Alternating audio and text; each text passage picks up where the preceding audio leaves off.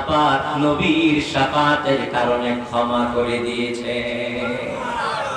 এই কেমন নবী পাইছি দেখেন, গুনাহ করি আমি, শাফাত করে আমার দয়াল নবী সাল্লাল্লাহু আলাইহি ওয়াসাল্লাম। ঠিক কি না? বলেন ঠিক কি না? আদো রওজা পাকে আমার হায়াতুন নবী, জিন্দা নবী উম্মতের জন্য রওজা পাক থেকে ক্ষমা চায়। সুবহানাল্লাহ। দুনিয়ায়ও ক্ষমা চাইছে, কবরে রওজা পাকে শুয়েও ক্ষমা চায়। আল্লাহর হাবিব বলেছেন সাহাবায়ে কেরামদেরকে, সাহাবীরা রে,